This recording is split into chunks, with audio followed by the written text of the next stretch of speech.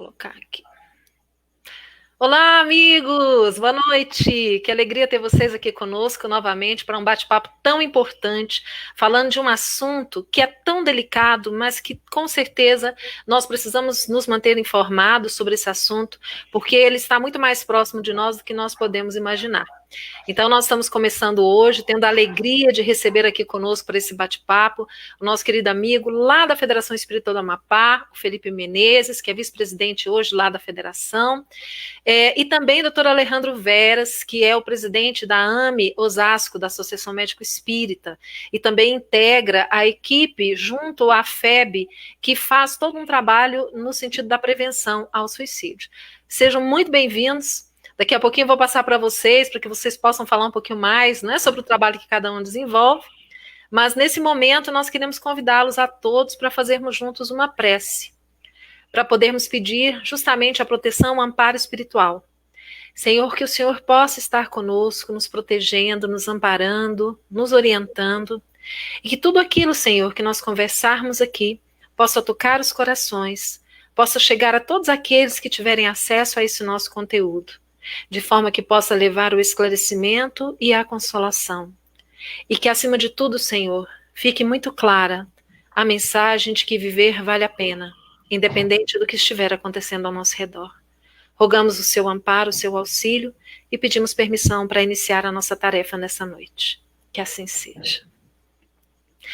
Muito bem. Alejandro, você que é médico psiquiatra, fala um pouco para nós. Quando a gente fala de suicídio, o pessoal normalmente pensa assim, nossa, mas é um tema pesado, né? É um tema difícil. E as pessoas muitas vezes preferem até nem comentar sobre isso. Mas se nós não comentarmos, nós não ficamos sabendo de informações importantes até para prevenir, não é o suicídio. Como é que seria a forma correta de nós tratarmos dessa temática, suicídio? Bom, Ivana, boa noite. Em primeiro lugar, obrigado pelo convite. Boa noite, Felipe, né? Uma alegria estar com vocês. Boa noite a todos aqueles que vão nos acompanhando. Né? É um tema que, como você mesmo ia dizendo antes da gente entrar no ar, tem que ser falado o tempo todo, né? E a melhor maneira é justamente a gente poder falar sobre. O suicídio é um grande tabu. E tudo aquilo que é tabu, nós, de alguma maneira, vamos distanciando da nossa vivência, vamos distanciando do nosso dia a dia. E, obviamente, que a partir do momento que existe esse distanciamento, temos dificuldades em entender as causas profundas que envolvem uma situação que é tão complexa. E a abordagem do suicídio, naturalmente, ela, em primeiro lugar, não pode ser sensacionalista. E a mídia, naturalmente, tem um grande papel nisso, de poder levar esse assunto, através das suas redes, de uma forma em que não cause espanto, pânico, porque não é a melhor maneira de você abordar o tema. Naturalmente, a gente tem que se aproximar dele, entendendo, como já disse, as suas causas profundas, entender qual a sua relação com transtornos mentais, de que maneira nós podemos atuar para poder preveni-lo, os caminhos que devem ser seguidos, mas devemos falar a respeito, e em todo que é espaço, porque faz parte do nosso dia a dia. Hoje, sem dúvida, é um dos maiores problemas de saúde pública do mundo. Nós temos, em média, aí, por volta de 8 mil mortes por dia, números oficiais da Organização Mundial de Saúde. Então, a melhor forma é falar sempre com muito cuidado, com muito respeito, para justamente aproximá-lo da nossa vivência e entender que é um problema do nosso dia a dia. Então, essa informação que nós temos, de que a cada 40 segundos uma pessoa se mata no mundo, seria isso. A gente pensa que é algo assim até inconcebível, porque muitas vezes nós pensamos assim, mas como é que a gente não fica sabendo disso, né? Por que não se fala nisso? E existe uma causa, não é verdade? Para não se dar esse tipo de notícia? E a causa é justamente essa, né, Ivana? Assim, o fato de nós termos muita dificuldade de abordar temas que são mais áridos, mais difíceis, que de alguma maneira vão nos tocando de forma tal colocá-lo à margem das nossas discussões. E é claro que à medida que a própria OMS, a Organização Mundial de Saúde, foi percebendo que esses números iam aumentando de forma assustadora, ligou o alerta no ano de 2012, a partir de 2014 foi lançado aí, sim, um suplemento tentando sensibilizar as nações para que olhassem para esse tema de uma forma mais séria, mais profunda, no intuito de que nós chegássemos neste ano de 2020 com taxas reduzidas em 10%. porque é uma morte a cada 40 segundos. Números oficiais aí de mais de 800 mil mortes por ano. Números oficiais, né? Extraoficiais giram em torno de 1 milhão de pessoas por ano. Olha só. Felipe, também no meio espírita, nós percebemos que existe uma dificuldade, muitas vezes, de nós tratarmos deste tema nas casas espíritas, até por medo de posicionamentos de alguns palestrantes, não é? Quando falam sobre o assunto.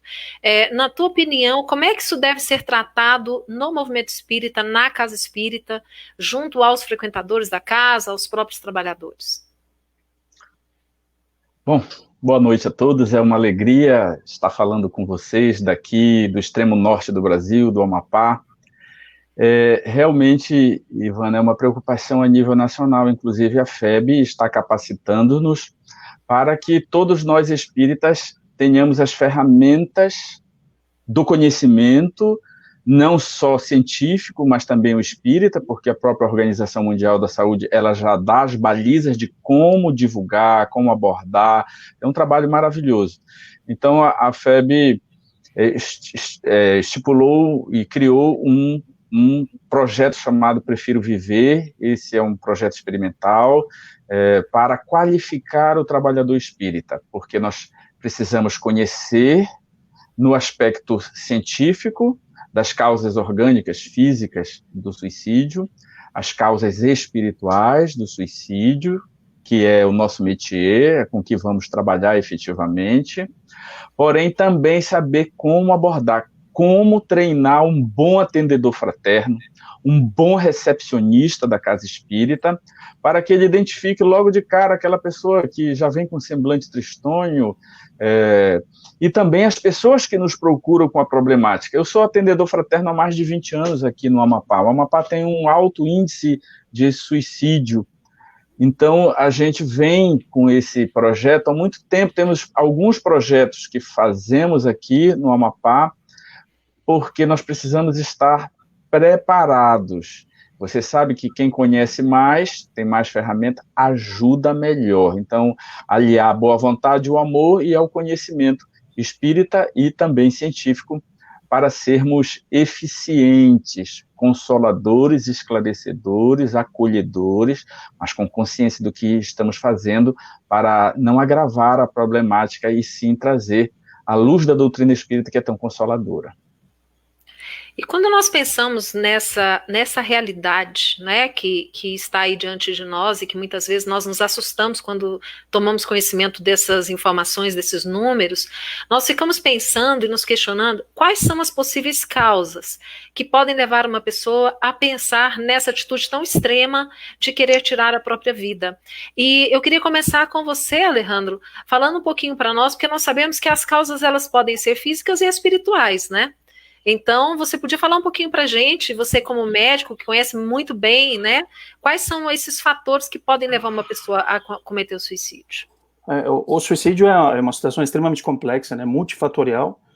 E aí, o nosso cuidado para não reduzi-lo dentro de relações de causa e efeito, para entender que as causas são múltiplas que podem levar a um efeito que é fatal, que é trágico, movido pela dor, pelo sofrimento.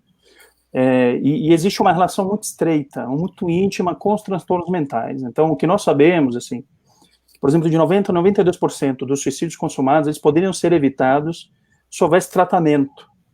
Tratamento do quê? Justamente desses transtornos mentais. Então, qual a relação? Nós temos aí o que as estatísticas nos trazem, que em primeiro lugar nós teremos os transtornos de humor, e transtornos de humor encerram, por exemplo, os quadros depressivos graves ou transtorno afetivo bipolar, seguidos, por exemplo, de uso de substâncias, sejam as lícitas, aquelas permitidas por lei, ou as ilícitas, as drogas que nós conhecemos, como cocaína, maconha, enfim, uma série delas, que caminham com outras comorbidades. No geral, aquela pessoa que tem uma dependência, ela também tem questões físicas muito importantes, outros transtornos mentais, como o próprio quadros depressivos, ansiosos. Atrás do uso de substâncias, nós temos os ditos transtornos de personalidade, de uma forma muito simples, simplória, seria nosso transtorno do jeito de ser, a maneira como as pessoas vão encarando certas situações difíceis do dia a dia. E, em quarto lugar, isso para pontuar as 4 principais causas, a esquizofrenia, que é uma doença psicótica grave, uma síndrome psicótica grave, crônica, e que naturalmente necessita desse acompanhamento médico multidisciplinar. Então, existe essa relação íntima com os transtornos psiquiátricos, e um bom tratamento, um tratamento que é multidisciplinar, não se reduz ao tratamento médico, pode auxiliar a diminuir as possibilidades daquela pessoa em sofrimento psíquico cogite o suicídio como alternativa. Felipe, nós temos, além das causas físicas que foram comentadas, causas que são também espirituais. Você pode falar um pouquinho sobre isso? Sem dúvida. Certa vez estávamos lá no CFN, na Federação Espírita Brasileira, e eu perguntei ao Divaldo, por que lá no Amapá, Divaldo, tem tanto suicídio? Ele se concentrou um pouquinho e respondeu, meu filho, obsessão coletiva. E a primeira ideia que me veio foi, então tem um monte de espírito lá no Amapá obsidiando. É obsessão de desencarnado para encarnado, é verdade.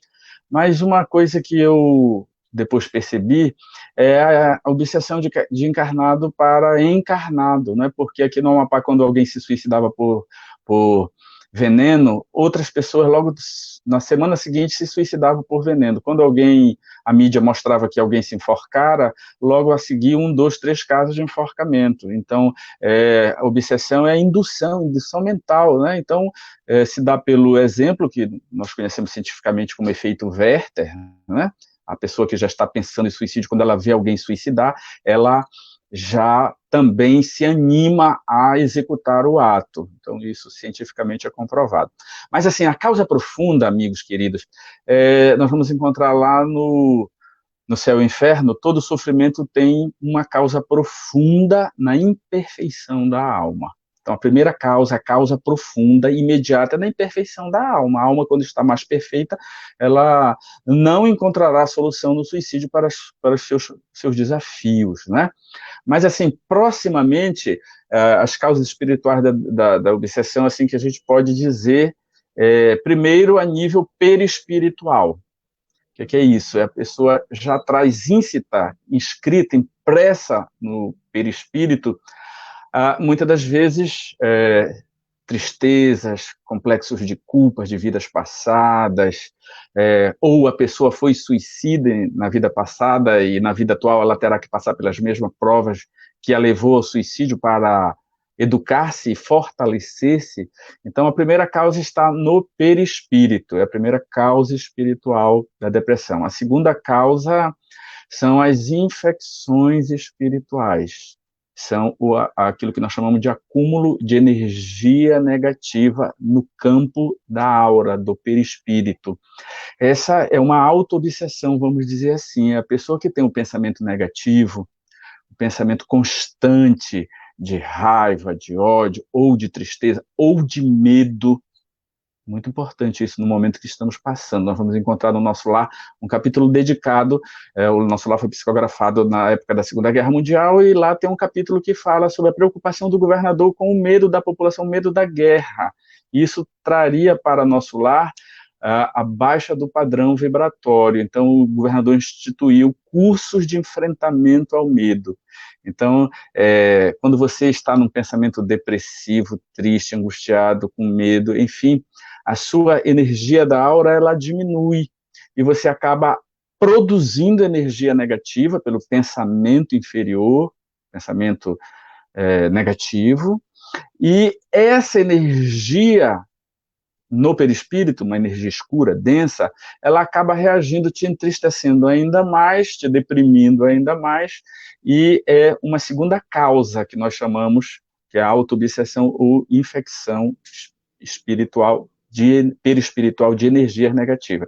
E, por fim, a causa mais latente, que é a obsessão espiritual, a ação persistente de um mau espírito sobre o encarnado, geralmente com uma ideia de vingança, induzindo pensamentos inferiores. Os espíritos, antigamente, eles obsidiavam geralmente os médios, atormentando-os, fazendo transe espiritual, incorporações violentas. Hoje eles não fazem mais isso.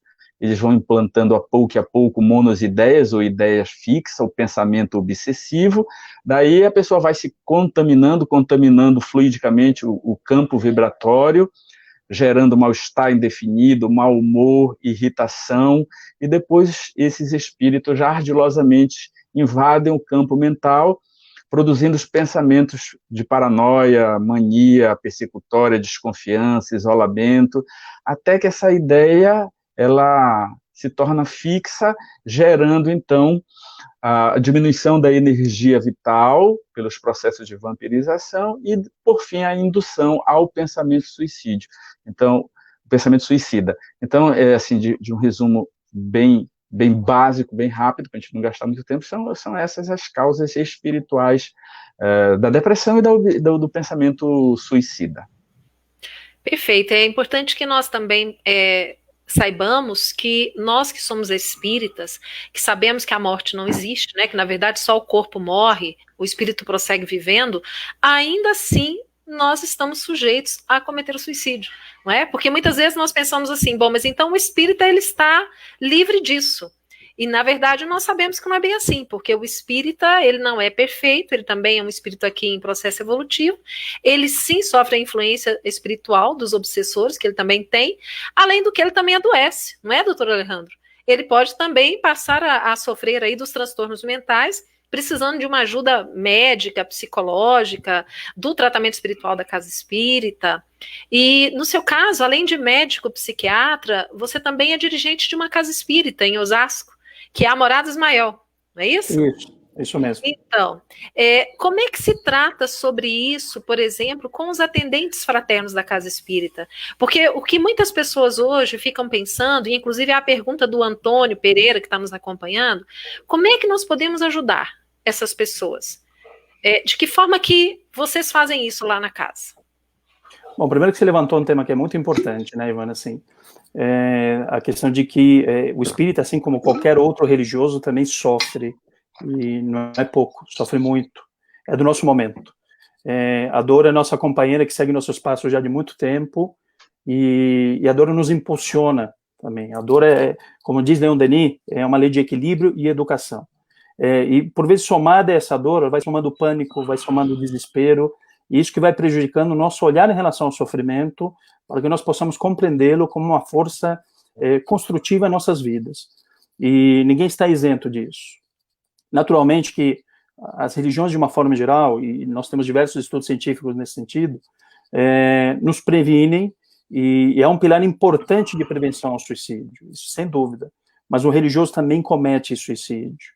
E a abordagem na casa espírita da maneira mais simples possível, no sentido de que o atendente fraterno, assim como o Felipe já colocou e lembrou desse projeto de parceria AMI Brasil, Federação Espírita Brasileira de Prevenção ao Suicídio, que é o projeto Prefiro Viver, é justamente capacitá-lo para que ele possa lidar com essa questão complexa sem medo, né? Tendo o conhecimento, tendo a técnica, que naturalmente o atendente fraterno já tem de contato com o outro, mas entendendo um pouco melhor como se dá esse mecanismo, façam com que algumas barreiras se rompam.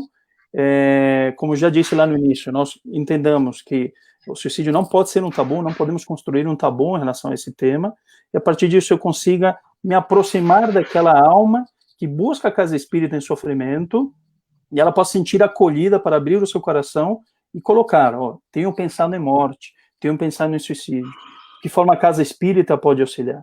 E os recursos da casa espírita são inúmeros, a gente bem conhece, seja pela terapêutica complementar espírita, tão conhecido como fluidoterapia, enfim, outros espaços que auxiliam muito aquele indivíduo a fortalecer a sua religiosidade, mas acima de tudo através do evangelho, que nos dá a base para que nós possamos construir um sentido em nossa vida, dar sentido à nossa existência. Então, o intuito em nossa casa, o intuito de poder levar isso às casas de uma forma geral, é capacitar o atendente fraterno para que ele quebre com seus preconceitos, com seus, enfim, com seu entendimento em relação a esse tema que é tão complexo, e nos possamos aproximar dessa realidade. E a pessoa, quando ela chega nesse ponto, nós sempre ouvimos dizer que, na verdade, a pessoa ela não quer morrer, ela quer se livrar da dor, do sofrimento, que para ela é algo imenso, né? Que nós não conseguimos nem entender. Mas ela dá alguns sinais.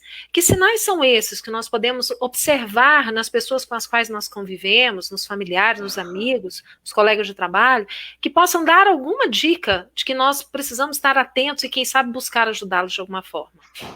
Esses sinais, Ivana, eles devem ser compreendidos dentro de um contexto. Então, por exemplo, uma pessoa que vem mostrando algumas mudanças de comportamento, de posturas, se isolando, alguém que tem o hábito de conversar bastante, de se relacionar de uma forma mais afetiva, e você percebe esse distanciamento, percebe um certo entristecimento, você percebe que ela começa a produzir menos do que ela produzia no trabalho, na escola, em casa, começa a dar sinais, inclusive, através de palavras, verbalizando alguns sentimentos, quebrando com o mito de que quem quer se mata mesmo e não avisa. Isso é um erro, isso é um equívoco, é um mito. A maioria das pessoas que pensam em pôr fim à vida através do suicídio, a pessoa dá sinais. É claro que, por vezes, esses sinais não são tão percebidos assim. Mas, por exemplo, eu posso lançar a seguinte fala: eu não aguento mais essa vida. Claro, obviamente, dentro de um contexto, dentro de tudo aquilo que trouxe. Os outros seriam mais felizes sem mim, ou tenho me considerado um peso tenho me considerado um peso na vida dos outros.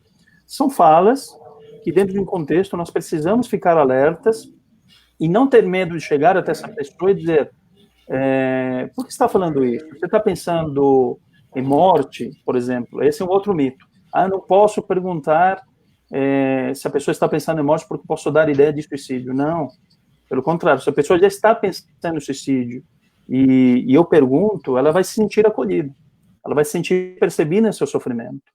Então, são alguns dos sinais que podem ser observados, que envolvem comportamento, que envolvem posturas ao longo do tempo, e algumas falas que podem vir dentro de um contexto. E tem também o fato, né, de que um mito que também existe é que aquele que já tentou o suicídio e não conseguiu, ele já está livre, né? Ele já não vai correr mais risco, ele não vai tentar. E pelo contrário, né? As pessoas que tentam têm muito mais chances de tentar novamente, não é isso? Aumenta uma segunda chance, quem tenta por uma segunda aumenta uma terceira, a chance dele tentar uma quarta, uma quinta, ela sempre vai aumentando. Então não é o contrário, tentou uma vez, ele não vai tentar uma segunda, não, a chance é maior. Maior de tentar. Isso. Felipe, a Dirce, que está nos acompanhando aqui, ela comenta sobre aquelas pessoas que muitas vezes são um pouco fechadas, né? Não querem receber ajuda, não se abrem com ninguém. E ela pergunta se a oração seria um recurso com que nós poderíamos ajudar essas pessoas. Sim, sem dúvida nenhuma. A oração é um dos recursos terapêuticos, porque nós espíritas, nós trabalhamos a questão das obsessões espirituais, das perturbações, enfim.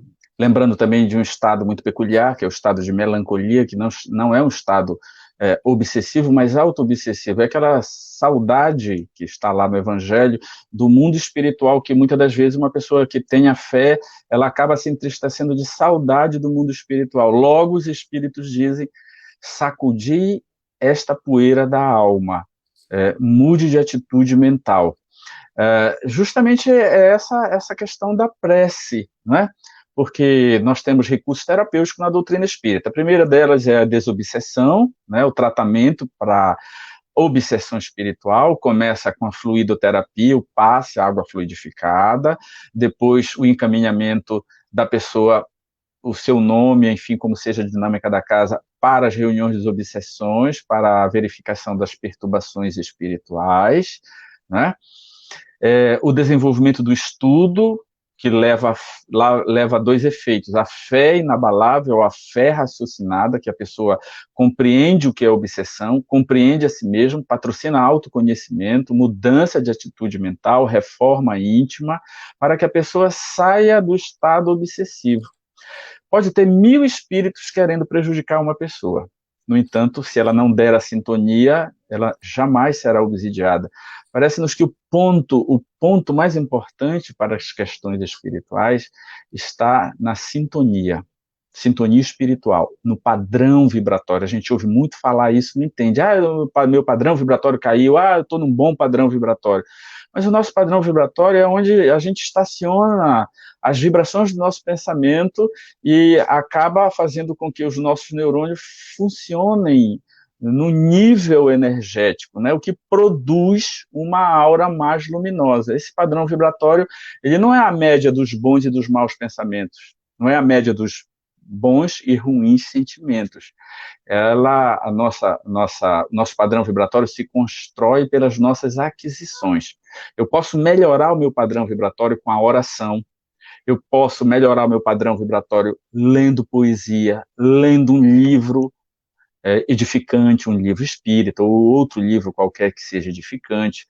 Momentaneamente, eu elevo o meu padrão vibratório a níveis de pensamentos mais superiores.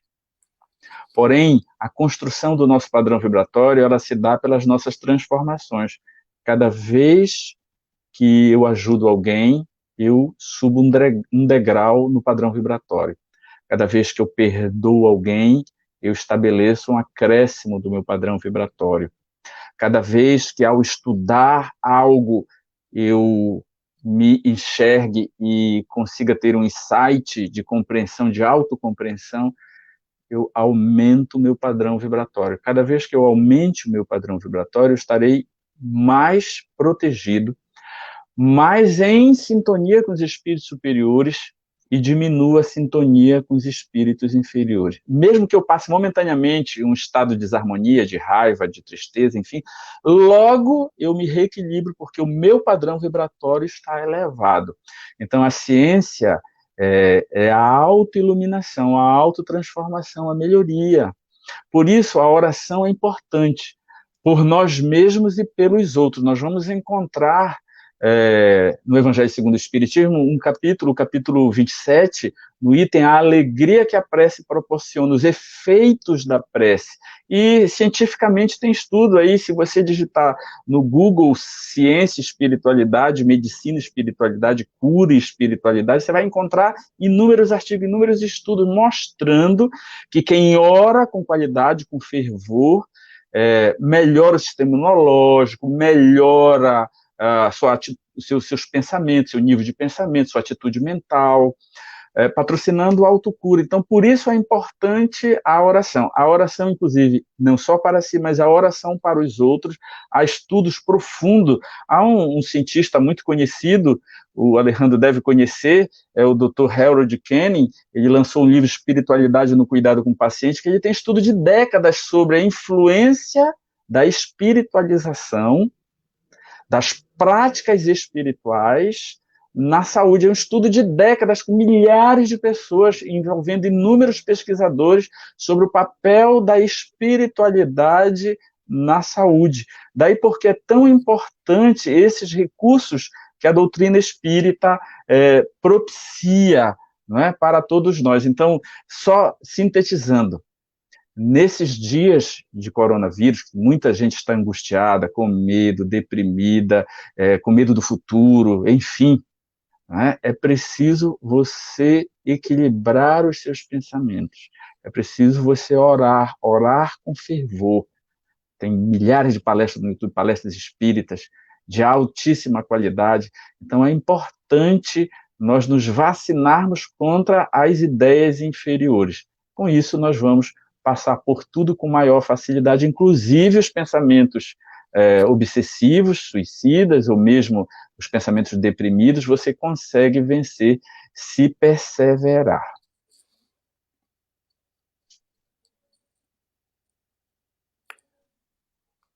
Ô, Ivana, você está sem o microfone. Sem áudio, Ivana. Desculpa, gente, eu bloqueei o áudio e esqueci. Mas a Andréia, que está aqui nos acompanhando, ela pergunta quais os recursos nós devemos utilizar para as pessoas com ideações suicidas.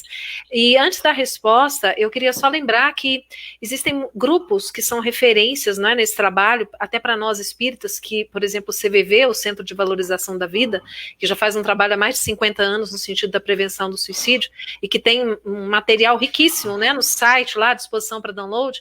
E também a campanha da Sociedade Brasileira de Psiquiatria com o Setembro Amarelo, não é? Então, Alejandro, eu queria que você falasse um pouquinho, né, isso que a Andréa está perguntando, sobre esses recursos e de que forma que essas experiências podem nos ajudar, nós espíritas, no movimento espírita, a lidarmos também com esse assunto.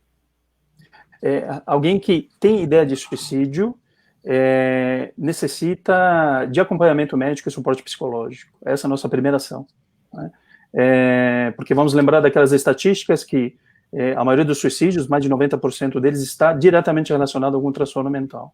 Então, alguém que manifesta uma ideia de suicídio, que é diferente de, no primeiro momento, manifestar um pensamento de morte, porque essa gradação, ela vai fazendo com que nós entendamos o grau de gravidade. Alguém que possa ter algum pensamento de morte porque se encontra mais fragilizado, não necessariamente tem a ideia do suicídio. Alguém que tem uma ideia de suicídio não necessariamente está planejando o suicídio. É uma escala, é uma gradação que vai indicando a gravidade daquele quadro.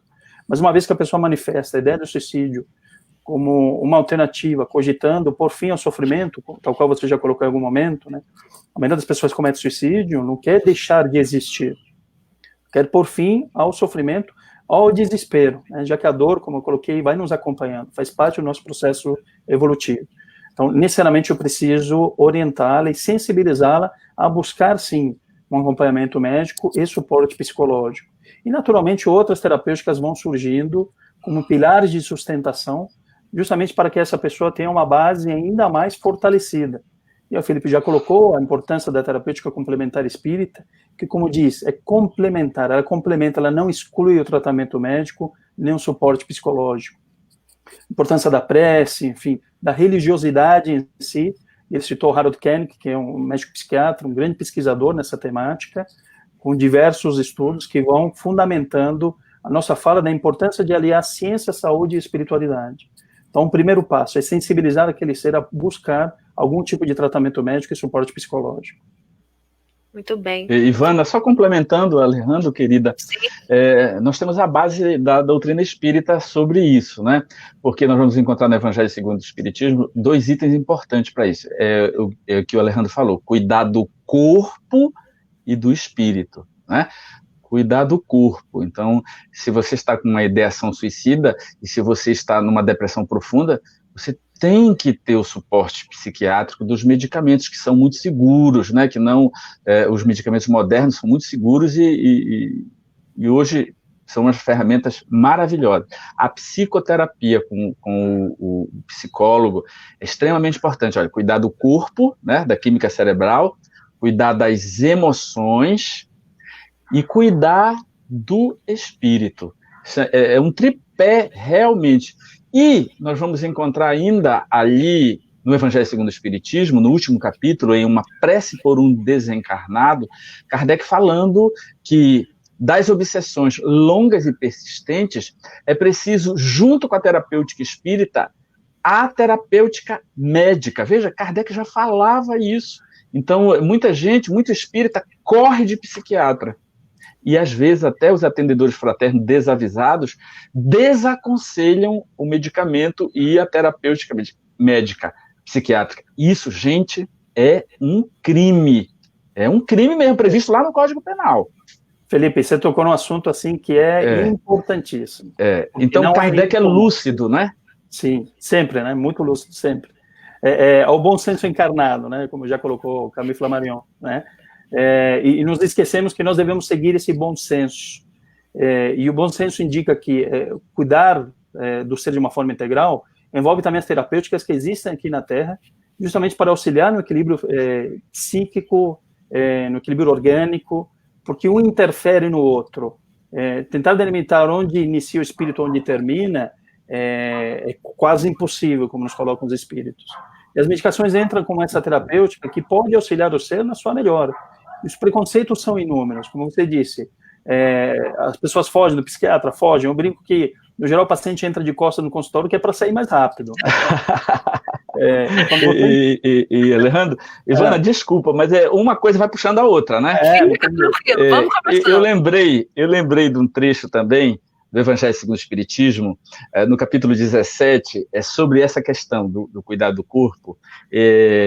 Kardec diz assim: para que essa prisioneira, a alma, viva, se expanda, chegue mesmo a conceber as ilusões da liberdade, o corpo tem que estar são, disposto e forte. Olha só o tripé. Olha, ele diz para a alma conceber as ilusões da liberdade. Não é nem a liberdade, porque o ser encarnado não é livre, ele está preso ao corpo. Mas para que ele tenha pelo menos a ilusão de uma certa liberdade, de uma serenidade, de um equilíbrio, de uma saúde, o corpo dele precisa estar são, saudável. Precisa estar saudável, todos os aspectos. Uma vez eu vi uma palestra do Trigueiro e diz assim, que um bom psiquiatra, quando chega alguém deprimido, a primeira coisa que ele manda é fazer um exame de fezes. Aí, como assim? Porque parasita também rouba energia, dá tristeza, dá muita tristeza, né? Dá muito desânimo.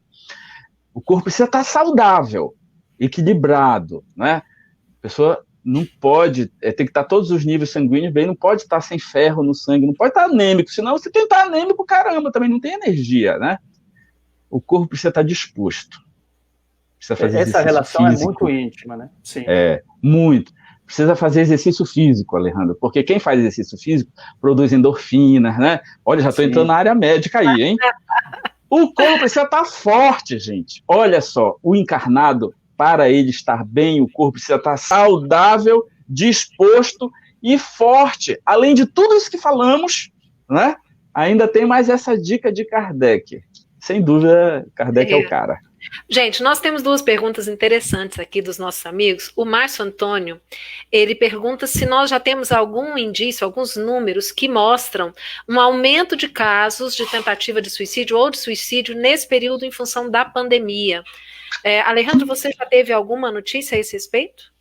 Assim, nenhum estudo formal, até porque o tempo é muito curto, esse nosso momento é muito novo. O primeiro ponto, assim, o que é importante a gente estabelecer? Que se nós formos fazer uma relação direta de causa e efeito com essa questão da pandemia, da quarentena com o suicídio, nós estaremos sendo reducionistas. Por quê? Porque a relação do suicídio, enquanto uma situação extremamente complexa, depende de inúmeros fatores. E o fator da quarentena, o fator de toda essa situação que nós estamos vivendo, acaba sendo, sim, um desses fatores importantes, mas não o único fator. É um momento de muito estresse, de bastante ansiedade, de muito medo, de muita insegurança. Enfim, nós estamos experienciando emoções que são, sim, naturais ao ser humano, mas num nível de intensidade maior. Então, para aqueles que já estão adoecidos, para aqueles que já vêm, de alguma forma, realizando um tratamento médico, seja por um quadro depressivo, ansioso, de uso de substâncias, é claro que o peso é maior. Nós não temos esse estudo, mas na prática, o que a gente tem observado, de fato, é que as pessoas estão vivenciando essas emoções todas de maneira mais intensa, e a partir disso você fica mais fragilizado, e se não buscarmos práticas mais saudáveis, como o Felipe já citou uma série delas, que seja por leituras edificantes, pela oração, pela meditação, enfim, se nós não buscarmos práticas que nos auxiliem para prevenir situações futuras, é claro que nós vamos nos colocando em situações de maior vulnerabilidade. E isso pode pesar no sentido de que haja um aumento no número, sim, de suicídios, mas eu não posso estabelecer relação direta de causa e efeito. Certo. Só complementando, Ivana, a minha esposa é psicóloga, Alejandro, e ela conversava com os amigos psicólogos, num grupo de WhatsApp de psicólogos, e muitos estavam compartilhando o seguinte, que um dos transtornos que tem se agravado agora é a síndrome do pânico e o toque, tá? Porque, assim, essa aura de medo, de excesso de informação, que a mídia está massificando demais, que as redes estão massificando demais, acaba gerando uma monoideia negativa, quer dizer, a monoideia é aquela ideia repetitiva, ruminante, né? E isso também diminui o padrão vibratório. Então, quem já tem, como disse o Alejandro, quem já tem alguma encrenca psicológico a nível psiquiátrico, ela já está fragilizada, mas sobretudo aquele transtorno que é gerado pelo excesso da ansiedade e do medo, que são esses transtornos, né? O toque, automutilação e os transtornos compulsivos que continuam por longo tempo, eles têm se agravado. Os psicólogos têm relatado isso, tá? Mostrando essa ideia obsessiva do medo, né? Porque nós vivemos no mundo de ideias, como já dizia Platão, e nós sabemos que somos influenciados pelos pensamentos da massa humana e também influenciamos. Então, quem já está suscetível, coitado. Então, isso acaba aumentando esse tipo de problemática. Então, e sobre essa ansiedade, o enfrentamento dessa ansiedade nesse período, a Guaraciana pergunta de que forma que a espiritualidade pode nos ajudar. Porque nós temos falado aí dos recursos da medicina, né, de tudo aquilo que a gente pode fazer aqui. Mas e os espíritos, eles também nos ajudam? Fiquem à vontade, vocês dois, para falar.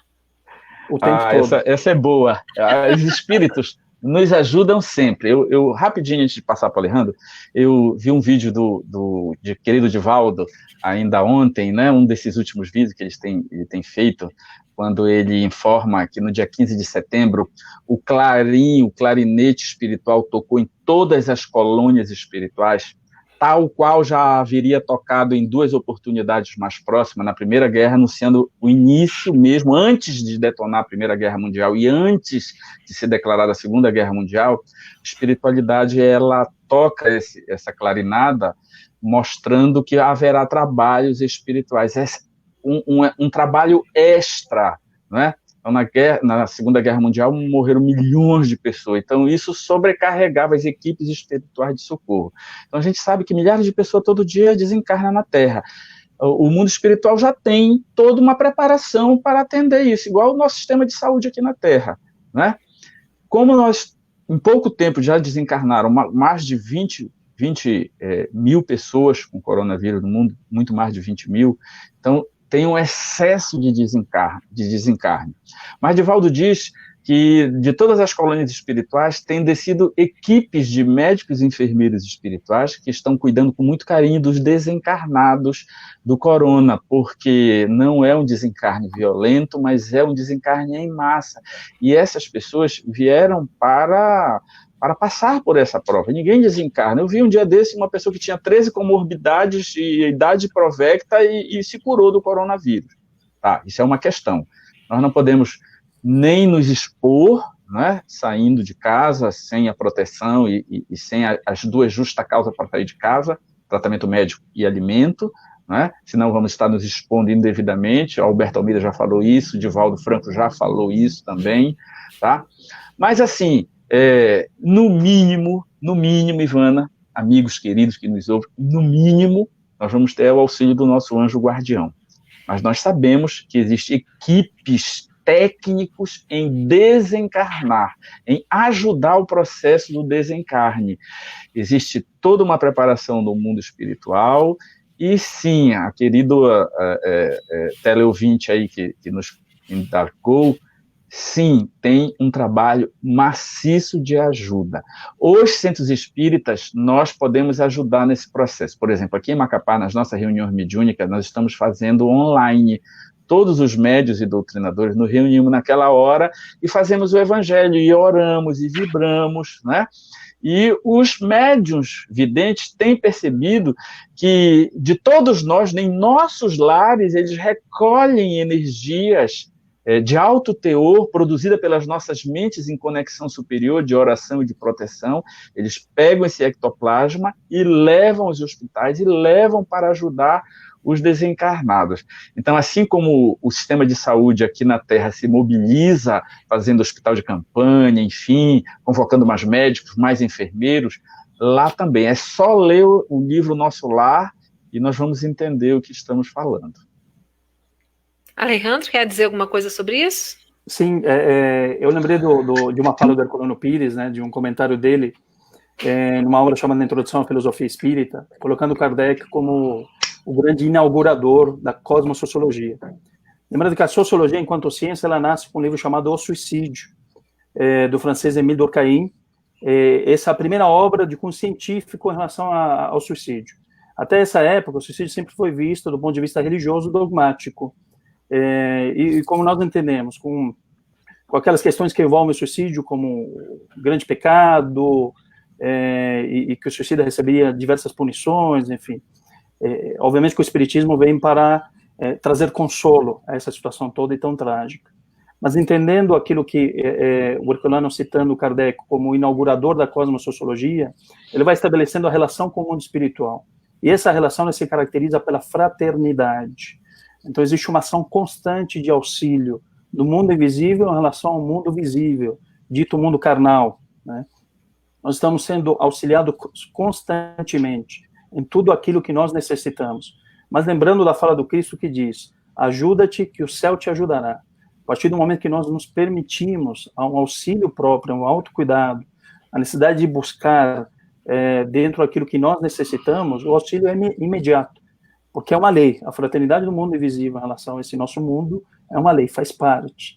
Então nós estamos, sem dúvida, sendo amparados, acolhidos a todo instante. Felipe, você podia falar um pouquinho para nós sobre o projeto Semeamar, da Federação Espírita do Amapá? Sem dúvida. Esse projeto nós desenvolvemos desde a década de 2000, era um projeto que visava levar palestras espíritas para as escolas, porque o grande número de suicídios no Amapá, sobretudo, é entre os jovens. Há muito tempo isso, há muitas décadas. E a Federação Espírita, ela fez um ciclo de palestras, fomos a várias escolas, mas não deu muito certo. Até que nós tivemos uma ideia de fazermos um filme que abordasse as questões do suicídio no aspecto psicológico, no aspecto médico e no aspecto espírita. E aí nós formulamos um roteiro, uma jovem cineasta escreveu o roteiro, o roteiro foi mediúnico, porque ela viu as cenas e transcreveu para o papel, e nós conseguimos fazer um audiovisual, um curta-metragem de 19 minutos, que é uma dramatização de um casalzinho de jovem, a menina engravida, o menino pede para ela abortar, e os diálogos que se seguem, com uma amiga dela que é espírita, com uma médica que é espírita, e também do Movimento Brasil Sem Aborto, e aí ela recebe os diálogos, depois tem uma fala espírita, ela vê uma entrevista sobre o suicídio na televisão, com perguntas e respostas. Então, todo esse desenrolar é um filme focado no jovem, feito por jovem, para jovens, e aí esse filme acabou sendo premiado a nível nacional, em dois festivais de cinema, e com isso chamou muita atenção aqui no Amapá. Nós oferecemos a rede de ensino pública e privada, né, para as escolas de ensino médio, e acabamos levando esse filme, fazendo cine-debate, e nós já fomos para mais de 40 cidades aqui no Brasil, 12 estados, já levamos também para Portugal, já levamos esse projeto para o Canadá.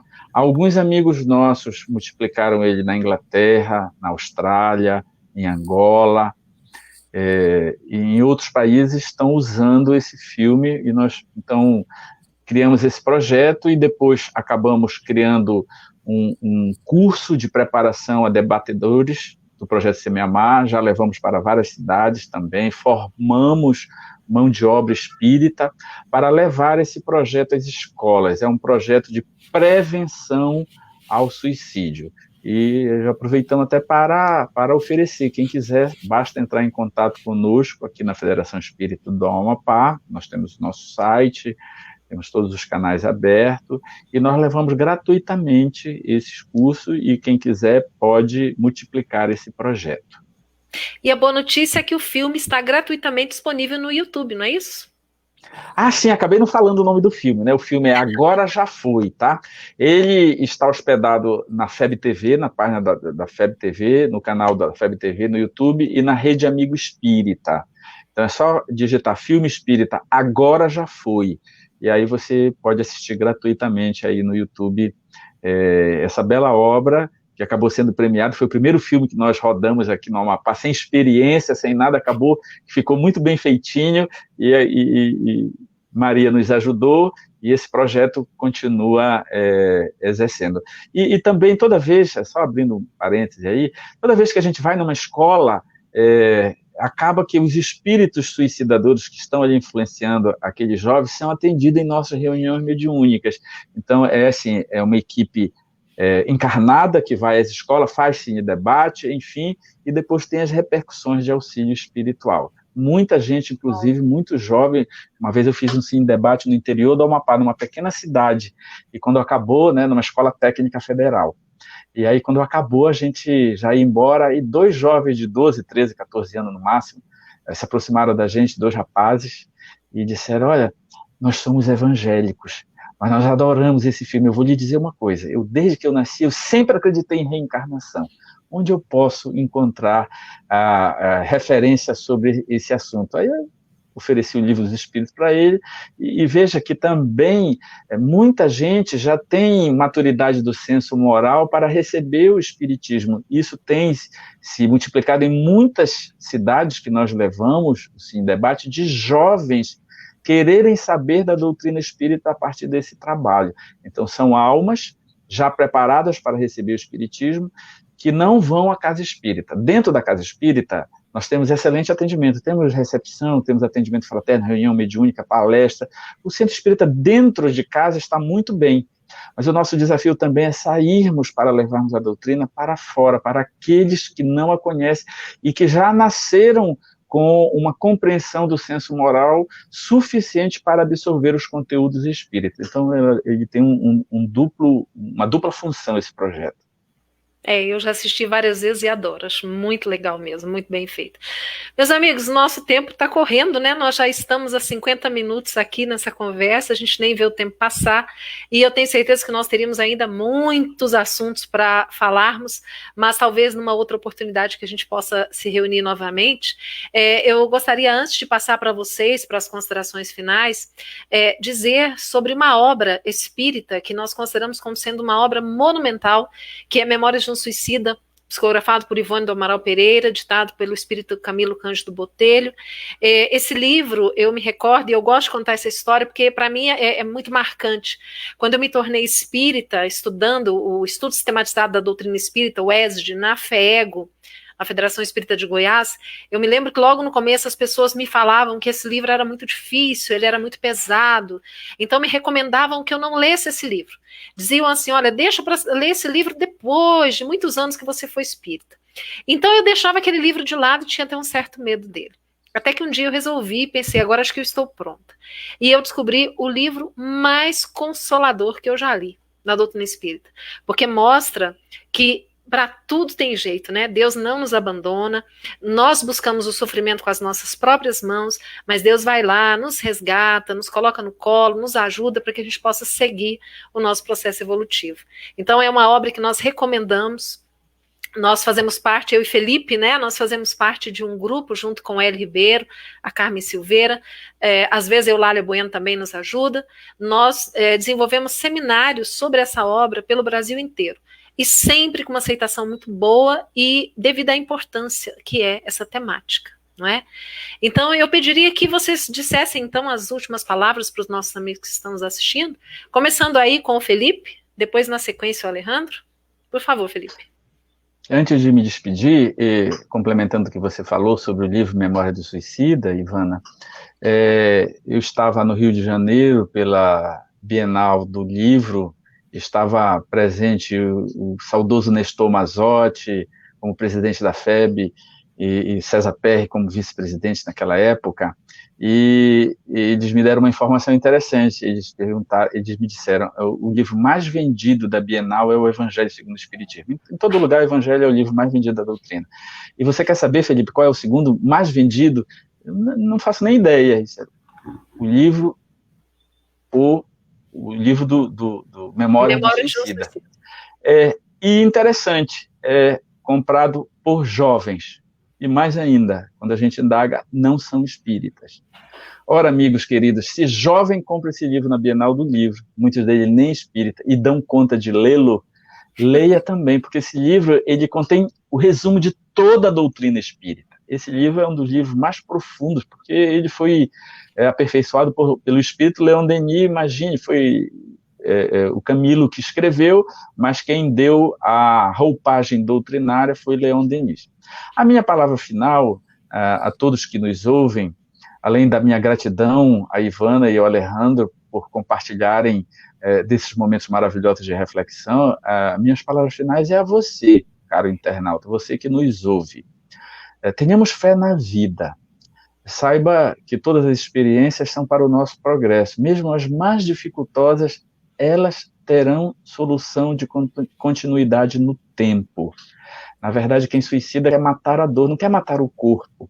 A dificuldade de matar o corpo é que você, quando mata o seu corpo, seja diretamente ou indiretamente, nem falamos nisso durante a nossa live aqui, sobre o suicídio indireto, né, aquele que você vicia o corpo e diminui o tempo de vida, não é a solução para os nossos problemas, porque você vai desencarnar antes da hora, vai levar no perispírito muita energia vital, a energia vital é que dá a sensibilidade, você terá os sofrimentos da desencarnação violenta.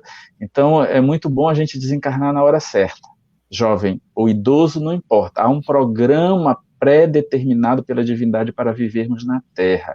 Esse programa é o período suficiente para que aprendamos as lições da evolução. Os desafios não são punições da divindade, são oportunidade de crescimento, são verdadeiros trampolins que vão nos impulsionar para as soluções realizadoras e de crescimento.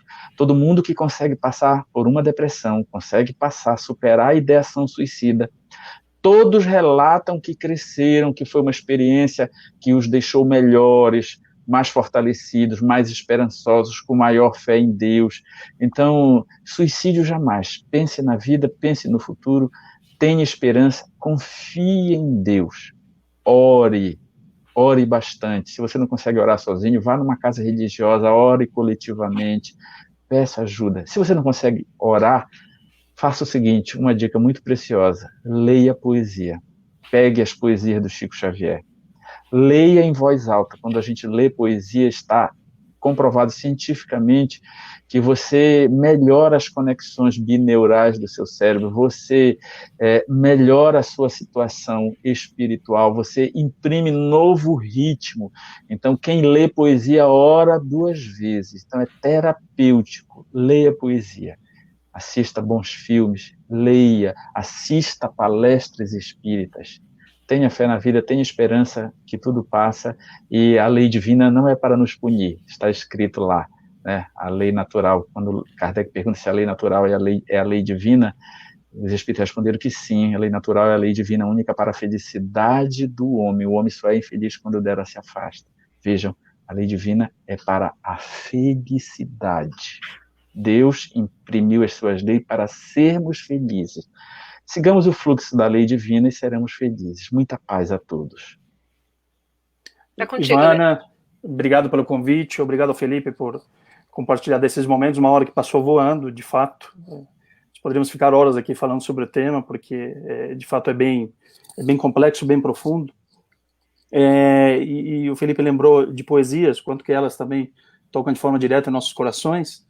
Lembro aqui de uma poesia de um autor desconhecido, que é Pegados na Areia. Então, para aqueles que estão, neste momento, atravessando as areias áridas de qualquer deserto que seja na vida, com muita dor, com muito sofrimento, e se nós olharmos para trás e percebemos 2 pegadas na areia, nos cremos sozinhos atravessando essa situação toda, entendamos que nesse momento pode ser o Cristo que está nos carregando no colo, a enfrentar as dificuldades maiores da vida. Lembrando, inclusive, que o primeiro nome do Espiritismo não é Espiritismo, é Consolador. Isso é Jesus que nos traz no Evangelho de João. Busquemos no Evangelho o nosso consolo, o entendimento da dor, da importância do sofrimento em nossas vidas, que nos leva à renovação e à transformação íntima. Que possamos, né, como diz, inclusive, o escritor russo Fyodor Dostoiévski, sermos dignos de nossa dor. Ela é importante para todos nós, neste momento em que estamos atravessando. Muita paz a todos, fiquem com Deus. Bom, antes de nós nos despedirmos realmente, eu quero dizer para o Márcio, que está nos acompanhando, e logo depois da fala do Felipe, ele acredita que as federativas poderiam fazer uma campanha junto aos seus centros espíritas para que todos realizassem as atividades virtualmente. Eu quero dizer para o Márcio que isso está acontecendo praticamente com todas, né? Acredito que a grande maioria das casas tem feito isso, aquelas que têm a possibilidade estão fazendo. É um trabalho que tem sido feito pela área de comunicação social espiritária nacional, vinculada ao Conselho Federativo Nacional da FEB, não é? Nós temos feito um trabalho também de auxiliar essa casa espírita para que ela possa utilizar os modernos recursos da tecnologia, para que nós fiquemos realmente afastados nesse período somente fisicamente, mas que estejamos conectados aí, né? Sintonizando no mesmo pensamento, num só sentimento e coração. Então é justamente com esse sentimento de gratidão que eu quero dizer ao Felipe, ao Alejandro, né? Que Deus abençoe a cada um de vocês. Infelizmente, realmente, eu queria conversar muito mais, teria muito mais coisa para nós falarmos, é um assunto que nós temos assim, um especial interesse e atenção, mas, de repente, numa próxima oportunidade, muita gratidão por vocês estarem conosco. E gratidão também a todos vocês que estão nos acompanhando aqui, comentando, mandando as suas perguntas. Nós teremos na próxima sexta, no mesmo horário, às 21 horas, uma nova live do IGESE. Dessa vez estaremos eu, Nazaré Diniz e Regina Oliveira. Nós falaremos um pouco sobre a prática do Evangelho no lar.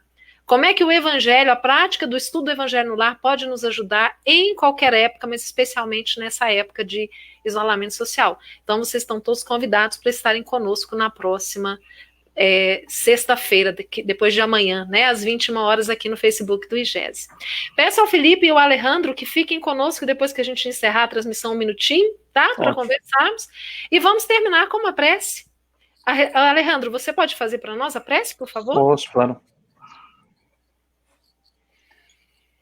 Vamos assim, meus queridos irmãos, nos mantendo neste clima de vibrações amorosas, agradecendo a Deus, nosso Pai, pela oportunidade da vida, a Jesus, o amigo divino, que vai nos incentivando sempre a nos mantermos de pé e cabeça erguida, e aos caros amigos da espiritualidade, que nos fortalecem nas fibras mais íntimas de nosso coração.